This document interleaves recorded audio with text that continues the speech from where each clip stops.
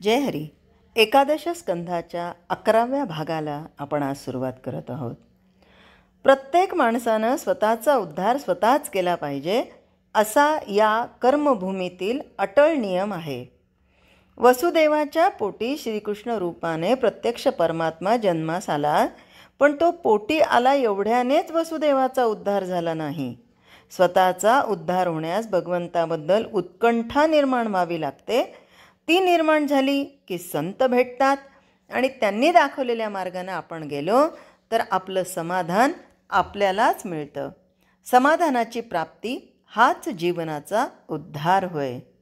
श्रीकृष्णांच्या सांगण्यावरून द्वारकेतील सगळे ऋषी मुनी पिंडारकाला गेले, तरी नारद मात्र वारंवार द्वारकेला येत असत.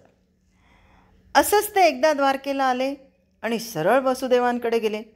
त्यांना पाहून वसुदेवाला अति आनंद झाला. साष्टांग नमस्कार घालून त्याने नारदांना मोठ्या आदरानं आसनावर बसवलं आणि त्यांची पूजा केली.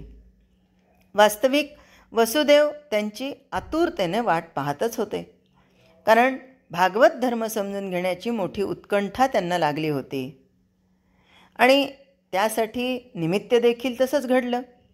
वसुदेवांनी पूर्वी भगवंताचे पुष्कळ भजन केलं. देव त्याच्यावर प्रसन्न पण झाला आणि मागशील ते देईन म्हणाला. त्यावेळी वसुदेवाला मायेनं फसवलं.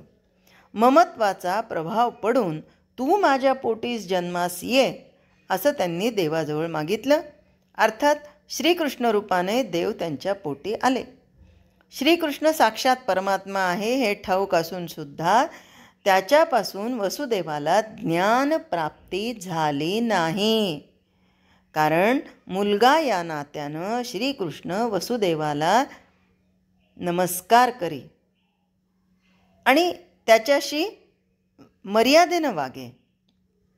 पण त्यामुळं वसुदेवाची जिज्ञासा अतृप्त राहिली आणि त्याच्या मनाला पूर्ण समाधान मिळालं नाही.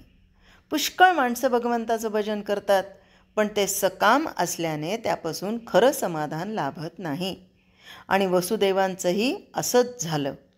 म्हणून या माया समुद्रातून पार पडून भगवंत गाठावा अशी तीव्र उत्कंठा आत्ता त्यांना लागली. मला भगवंत हवा ही उत्कंठा असणारा जीव भागवत धर्म श्रवण करण्यास अधिकारी असतो. अन्यथा आपल्यापर्यंत येतं पोहोचतं, पण आपण त्याच्याकडे दुर्लक्ष करतो, कधी जाणून बुजून तर कधी आळसाने. तर भागवत धर्म मनापासून ऐकला आणि यथाशक्ती आचरण केला तर कर्माचा निराश होतो, जन्ममरण हरपतं आणि पूर्ण समाधान लाभतं. तसंच भवभयाचं मूळ कारण असणारी जी माया, तिचं समूळ निर्दाळन घडतं. आता मायेचा प्रभाव कसा असतो म्हणाल तर काय सांगायचं? अशाश्वताच्या मागे लागून समाधान मिळत नाही असा पदोपदी अनुभव येतो.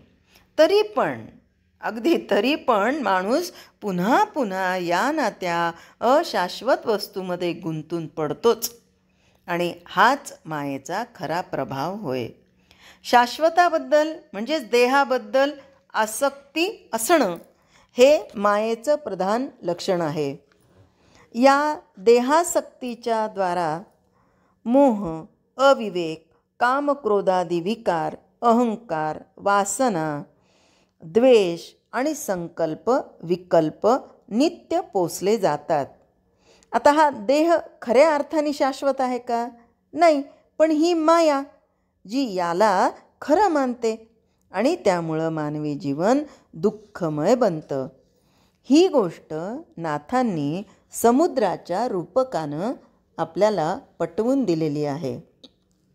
ते म्हणतात, मायेचा प्रभाव फार मोठा असा विलक्षण आहे. खालच्या प्राण्यांचा प्रश्नच नाही, पण मनुष्य म्हणून जन्मास येणारे बहुसंख्य जीव मायेच्या प्रभावानं भारवून जातात आणि त्या ह्यामध्येच जगतात. त्यापैकी काही जीव तिच्या जाचानं त्रासतात. त्यांना जीवन भारभूत होतं. तिच्या तावडीतून सुटण्याचा ते उपाय शोधू लागतात वास्तविक हा संसाररूपी समुद्र मायारूप पाण्यानं अगदी तुडुंब भरला आहे. त्यातून पार पडणं महाकर्म कठीण आहे. या समुद्राचं सगळं पाणी खारट असून, आता समुद्राचं पाणी म्हणलं तर कुठे खारट कुठे गोड असं असणार का? नाही. म्हणजे सगळं पाणी खारट आहे. तसा प्रपंच हा कुणाचाही असू द्या, तो त्रासदायकच आहे.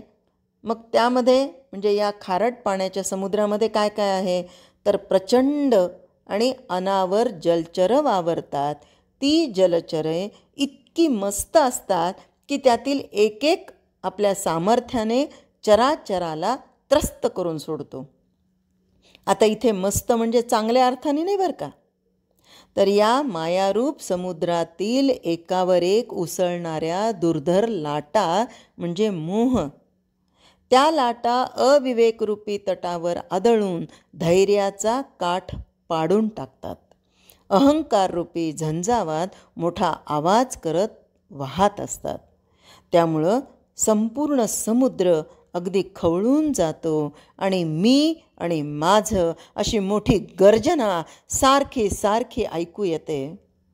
विचार करा, आपणही प्रत्येकजण कित्येक वेळेस, दिवसातून कित्येक वेळेस, तर मग आपलं आयुष्य वयोमर्यादा जितकी आहे तितक्या ह्याच्यात तर कैक वेळेस आपण म्हणालो असू, मी आणि माझं, मी केलं आणि माझ्यामुळे झालं.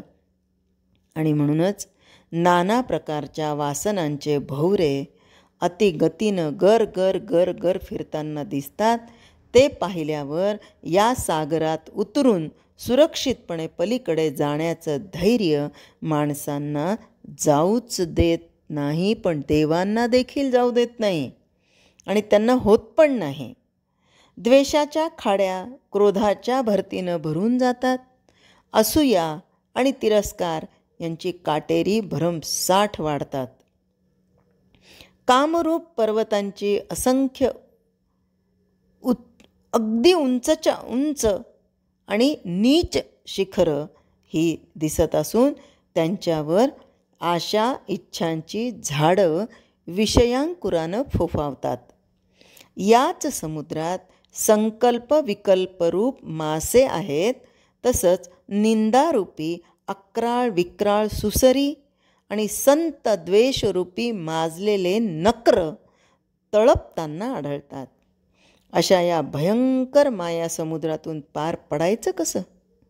सामान्य माणूस मायेचं स्वरूप पाहून हतबल होऊन जातो. मग त्यांनी करायचं काय तर संतांचं साह्य घ्यायचं.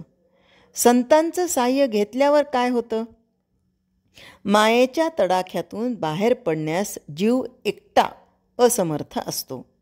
जगामध्ये या प्रयत्नात फक्त संतच त्याला मदत करतात. संत हा नाथांचा आदर्श पुरुष होय. संत स्वतः परमात्म स्वरूप बनतात. त्यामुळं विश्वामध्ये भरून राहिलेला परमात्मा त्यांना दिसू लागतो. या विश्वात्मक दृष्टीमुळं ते नेहमी परमानंद भोगतात, पण तेवढ्यानं त्यांची तृप्ती होत नाही. ज्या माणसांना मायेचा जाच सहन होत नाही, तसंच ज्यांना भगवंताची उत्कंठा लागलेली असते, त्यांना मार्गदर्शन करून आध्यात्मिक साह्य देण्यासाठी संत पृथ्वीवर संचार करतात. संतांचं साह्य नसतं तर मनुष्य मात्राचे फार हाल झाले असते. या मायारूप समुद्रातून पलीकडे नेणारे तारू म्हणजेच संत होत. माया हा मोहाचा समुद्र तर संत ब्रह्मरसाचा समुद्र होय. माया अज्ञानाचा अंधार तर संत आत्मज्ञानाचा पूर्ण चंद्र होय. मायेचं आगमन अकल्याण करतं तर संतांचं आगमन कल्याणकारक असतं. संतांच्या सहवासानं अज्ञानी जीवांचा उद्धार होतो. आई दिसेनाशी झाली की लहान मूल केविलवाणं दिसतं ना, आणि आई दिसली की त्याला परमानंद होतो. संतांचं आगमन दीनजनांना त्यापेक्षाही अधिक श्रेयस्कर असतं. संतांच्या सहवासानं त्यांना नित्यानंद प्राप्त होतो. किंबहुना दीनांचा उद्धार करण्यासाठी संत लीलेनं पृथ्वीवर संचार करतात. पूर्ण ब्रह्मज्ञानी असून देखील संत भगवंताचं सगुण ध्यान करतात. भगवंताचा देह चैतन्य घन असल्यानं त्याचं ध्यान म्हणजे परमात्म्य स्वरूपाचं ध्यान होय. भगवंताने अवतार घेऊन सगुण रूप धारण केले हा आपल्यावर मोठाच उपकार आहे.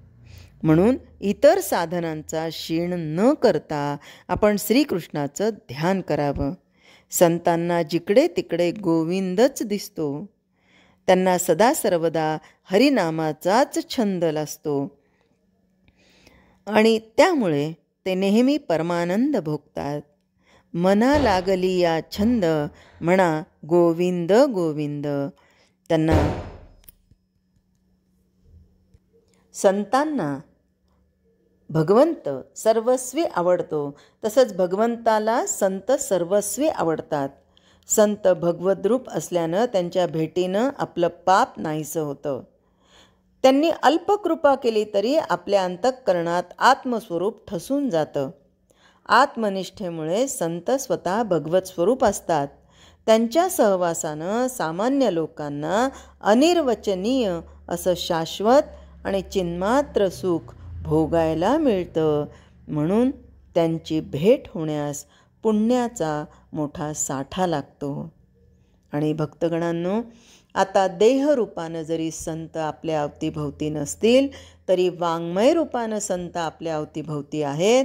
आणि आपण जिज्ञासेनं इच्छेनं मोक्षाची इच्छा ठेवून या संत वचनांचा प्रामाणिकपणे अभ्यास करणं एवढंच आपल्या हातामध्ये आहे. जय हरी.